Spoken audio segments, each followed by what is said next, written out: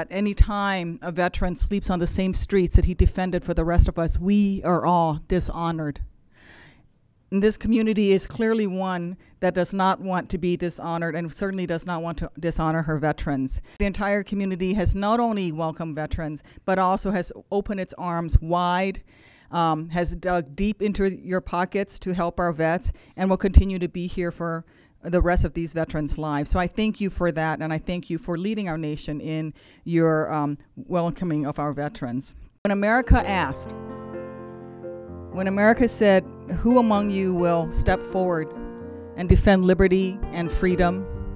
Who among you will leave the comforts of your home to defend those rights, not for yourself, not even for those that you love or your neighbor across the street, but for someone that you will never ever know, so that they have the right to not serve?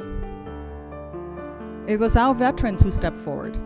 They were the ones who said, I will leave my kitchen table and I will leave my family, and if I must, I will lay down my life because I believe in this Constitution and the American way of life. So these America's sons and daughters who serve with dedication that is unparalleled in this nation, they don't ask for us to pay them back. But it is our obligation to give a little something back, because there's nothing else that we can do that will ever measure up to what they have done for us. Harbor Homes was formed in the early 1980s as a result of the state of New Hampshire releasing individuals from the state mental facility.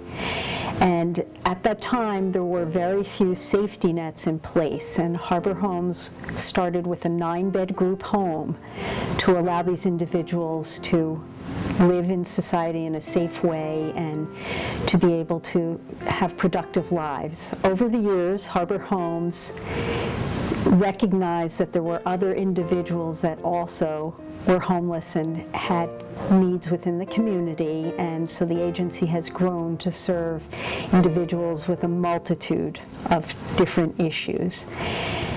In 2003, it became apparent that there were homeless veterans in our community.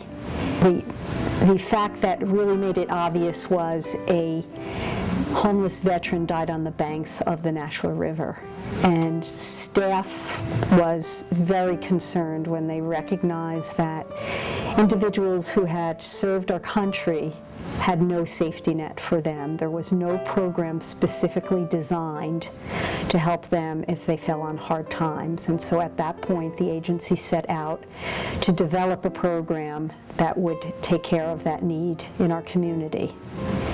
Since the program opened, over 150 men and women have graduated the program, and the program has grown from just serving single males to females, males, and veterans with families. And what we realized is there are programs in place that are short-term, but they were more of a Band-Aid for the homeless issue.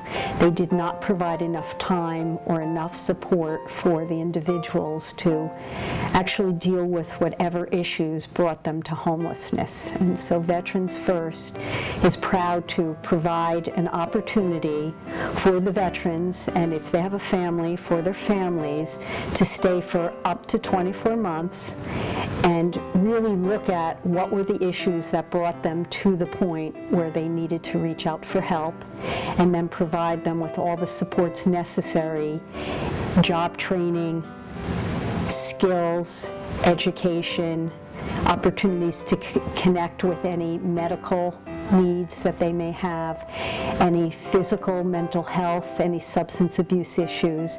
All of those tools are provided to them, along with the support and the camaraderie of others with a shared experience.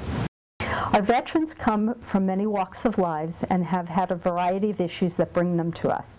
All have the common bond of serving our nation and needing a second chance. I'd like to acknowledge and thank 3 of our veterans, John, Curtis, and Chris, for sharing their stories and for their candor. Veterans First is an enormous godsend to veterans. I want people to know that veterans here are not the stereotype that you hear from a lot of other places. They're not drug addicts and they're not alcoholics. Most of the people here are people that have had to face some pretty tough life issues. And they're young and old. I see people from my age group, from the Vietnam era to the young guys from Afghanistan here in the house. And most of it is economic and other reasons, medical issues that bring them here. And so we're all fighting the same fight, and Veterans First has helped us concentrate and helped us funnel where we need to look and where we need to go. And it's just an absolute resource to this community that I don't see anywhere else. And I've been all over New Hampshire from the seacoast to here, and this is about the only place that offers what really is being offered here. And this is an enormous asset to the community, to the veterans, that in many cases from my era we were forgotten, and now we're not being forgotten. The veterans are not being forgotten. We're being treated with respect and courtesy, and it's just, you can't say enough about the program. And with today's economic times, without this Veterans First and the safety net that they offer, I can't imagine where some veterans would be tomorrow. I was able to come back into reality after, fighting a tour in Afghanistan. I was able to reintegrate myself in the community, deal with PTSD, overcome some of the issues that I had medically wise, like flashback and stuff like that. This place gave me more chances to get the help that I needed with that side, and also to be more successful as far as like finding a job and things like that. If you got something on your mind, you can talk to them, and they can help you dealing with what's on your mind. And 95% of the time, when I talk about what's on my mind, it gets fixed. Talk to the right person, and they comfort you. It's a family. It's one big family, just like the military was. I came from a tough situation with nothing, and now I got a car, a job, a wife, 2 kids that are living with me. Things are moving forward, and that's what I wanted all along. Being a Veterans First program, I have time to take care of myself. Go to meetings on a daily basis. Be grateful for what I have today. To really take it slow and not rush, saying, I gotta get this, I gotta get this done, I gotta get this done. No, they give me plenty of time to do what I need to do, And what a load off my shoulders that has been. I just can't explain it. I just can't. It's about being happy. I work in a supermarket, I'm working 60, 70 hours a week, 7 days a week. And I've had time for my girls. Here, I work 5 days, 6 days a week. I have my weekends off, and I have time for my children. I'm not making a huge amount of money, but I make enough money to live, and I'm learning I can do this. As I always said in the military, drive on, keep moving on. It's a good motto I always used, and it led me to a lot of good things.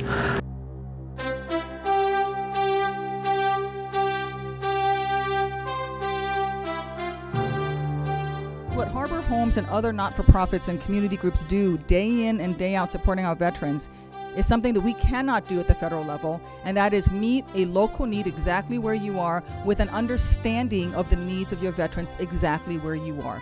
Federal VA can try to be everywhere, but we will never have the insight that you in this community, you the veterans, you the city officials, you the neighbors, the family members have. I know that the members of the New Hampshire National Guard and that all of those who will come home here to New Hampshire do know that you are here for them, and that you will not watch them fall, because you will stand there and be for them just as they stand there and be for us. God bless our troops in harm's way today, and God bless the United States of America.